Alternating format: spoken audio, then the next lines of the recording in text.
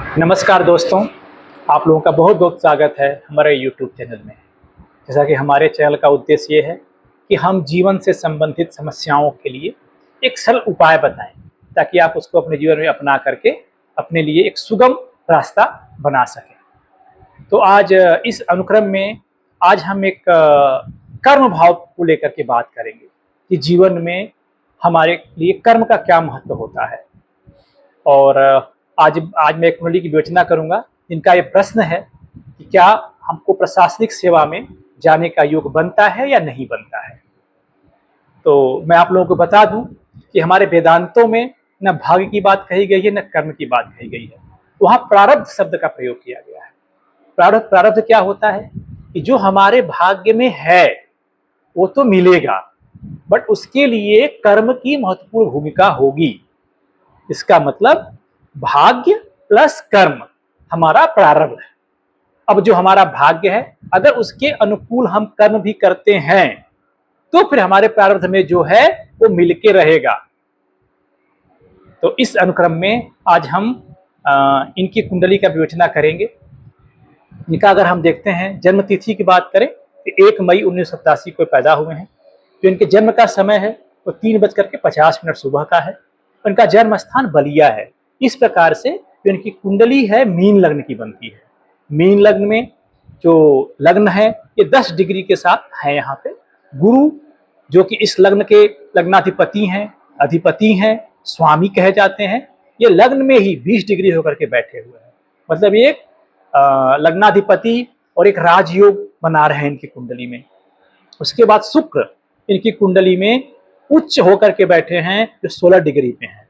Rahu 16 degree के साथ बैठे हुए हैं। इनके दूसरे भाव में सूर्य बैठे हैं और बुध बैठे हैं। बुध यहाँ अस्त हैं, 8 डिग्री के साथ अस्त हैं, और सूर्य यहाँ पे उच्च के हैं 16 डिग्री के साथ में। चंद्रमा इनकी कुंडली में 19 डिग्री के साथ में इनके वृष लग्न में बैठे हुए हैं, वृष राशि में बैठे हुए हैं।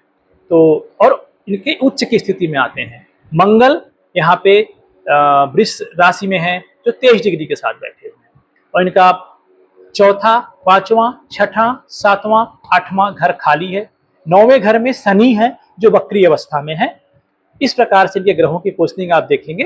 और जी दृष्टियों की अगर हम बात करें तो जिसमें शनि की दृष्टि है इनके 11वें भाव पे पड़ रही है और इनके दूसरे भाव पे पड़ रही है, और तथा इनके छठे भाव पे पड़ रही है।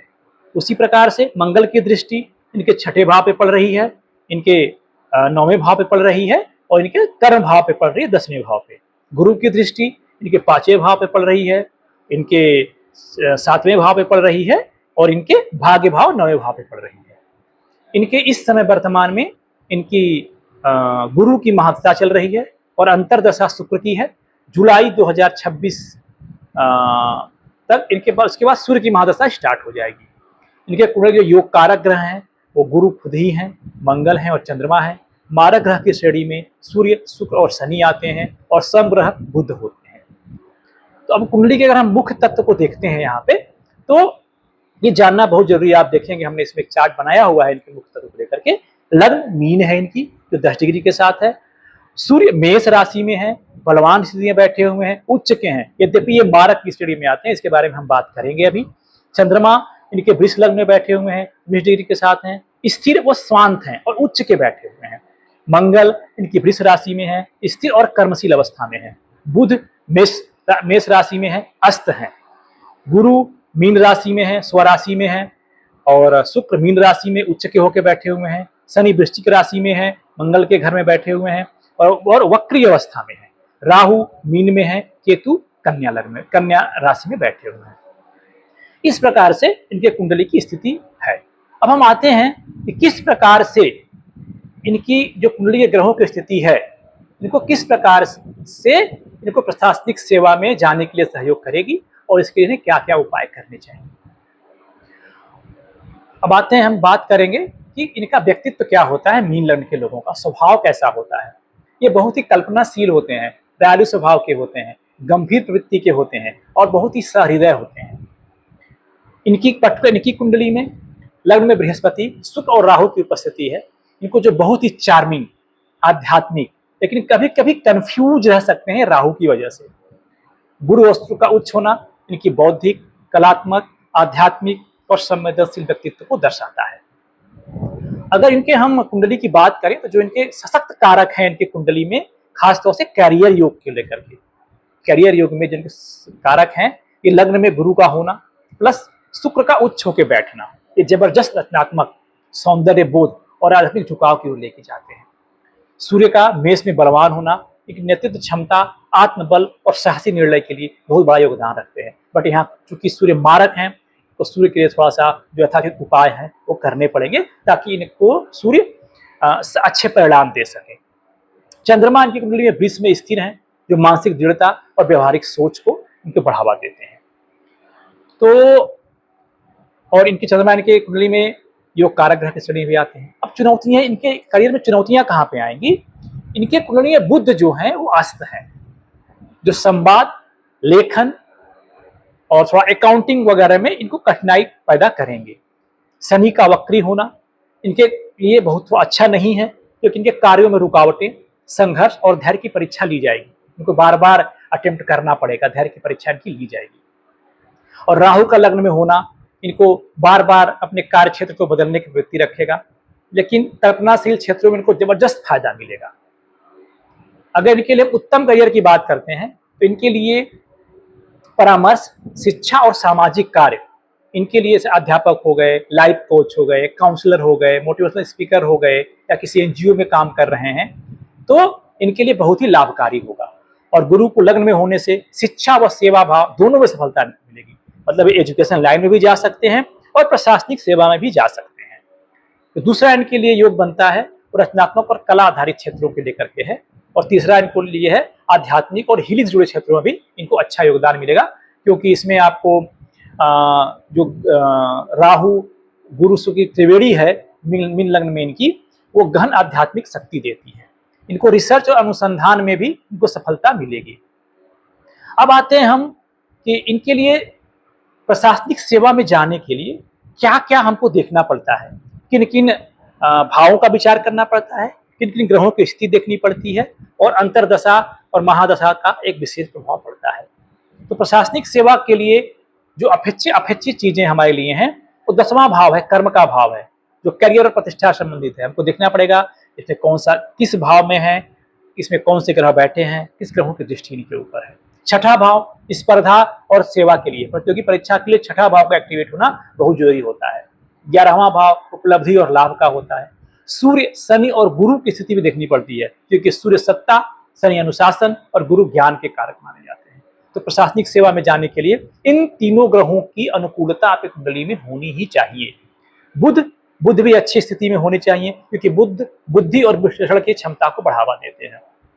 लग्न और लग्न में सीधी सी बात है, अगर आपका आत्मबल ही मजबूत नहीं रहेगा तो आप कुछ कर नहीं पाएंगे। नेतृत्व की क्षमता अगर आपकी कम है तो आप आगे नहीं बढ़ पाएंगे। तो आपका लग्न और लग्न इसका भी मजबूत होना कुंडली में बहुत जरूरी होता है। इसके अलावा एक और महत्वपूर्ण कारक होता है, वो होता है कि हमारे इस समय हमारे जीवन में किस ग्रह की महत्ता चल रही है और किस ग्रह की अंतर्दशा चल रही है। अब इनकी कुंडली में अगर हम बात करते हैं तो इनकी प्रशासनिक सेवा के जो सकारात्मक पक्ष हैं, इसको अगर हम देखते हैं, सूर्य का मेष में उच्च का होना 16 डिग्री के साथ, जो कि प्रशासनिक सेवा के लिए बहुत ही शुभ माना जाता है।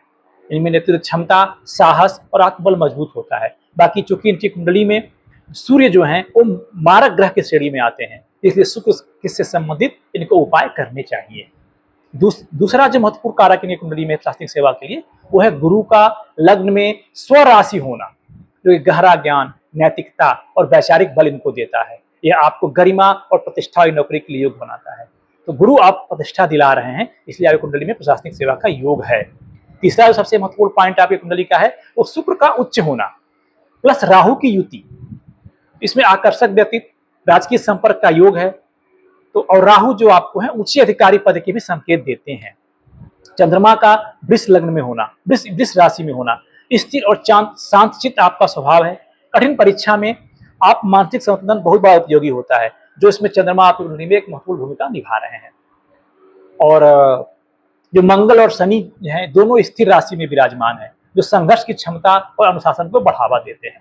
अब चुनौतियों की बात करते हैं। ये तो आपके भी पॉजिटिव सकारात्मक पक्ष हो गए।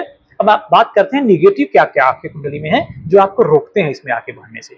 बुध का आपके कुंडली में अस्त होना, किसी भी प्रशासनिक परीक्षा में सफल होने के लिए तीव्र विश्लेषण शक्ति और स्पष्टता चाहिए, तो इसमें ये आपको कमजोर करते हैं कहीं ना कहीं से। लेकिन इसको अगर हम मेहनत करें और इसका एक उचित उपाय करें तो इसको दूर किया जा सकता है, इसके प्रभाव को कम किया जा सकता है। तीसरा, शनि का वक्री होना। विलंब, शनि का वक्री होना आपके कुंडली में विलंब या बार बार प्रयास करने की स्थिति बनाता है। आप बार बार प्रयास करेंगे, विलंब मिलेगा, परंतु वक्री शनि की एक और विशेषता है, ये संघर्ष में सफलता भी देता है। तीसरा है राहु का लग्न में होना, जो अधिक कल्पनाशील, दिशाभ्रम या सही मार्गदर्शक नहीं दे पाता है। तो ये चीजें आपकी कुंडली में निगेटिव है। अब आते हैं हम कि किस प्रकार से, अब हमको इतनी सारी चीजों का हमने अध्ययन कर लिया, अब हम देखेंगे कि आपकी कुंडली में किस ग्रह की महादशा चल रही है और किसकी अंतर्दशा चल रही है। तो हम आते हैं इसमें, तो हम देखेंगे कि आपकी कुंडली में इस समय वर्तमान समय में गुरु की महादशा चल रही है, जो कि बहुत ही उपयोगी है आपकी प्रशासनिक सेवा में जाने के लिए। और अच्छी बात यह है कि आपका सितंबर 2025 तक गुरु की महादशा में शुक्र की अंतर्दशा है, जो कि आपके लिए विशेष परिस्थिति बनाता है। इसके बाद चूंकि ये स्थिति बहुत ही शुभ मानी जाती है, क्योंकि शुक्र भी मीन राशि में उच्च के बैठे हुए हैं, ऑलरेडी बृहस्पति की महादशा चल रही है कुंडली में, तो ये नौकरी में उन्नति, नई जिम्मेदारियों का अवसर, कोई प्रतिष्ठा, परीक्षा की तैयारी में सफलता, सुख सुविधाओं में वृद्धि, और मन थोड़ा भटक भी सकता है आपका, तो लक्ष्य पे आपको ध्यान बनाए रखना बहुत जरूरी होगा। विशेष सलाह इसमें आपका हमारा ये रहेगा, इस अवधि में आप जितना प्रयास करेंगे उतना ही अच्छा आपके लिए होगा, आपके लिए अवसर अच्छा आएगा। और जो सबसे इंपॉर्टेंट पॉइंट आपका आता है कि सूर्य की महादशा में, गुरु की महादशा में जो सूर्य की अंतर्दशा है, ये सितंबर 2025 से जुलाई 2026 तक बन रही है। सूर्य आपकी कुंडली में उच्च के हैं।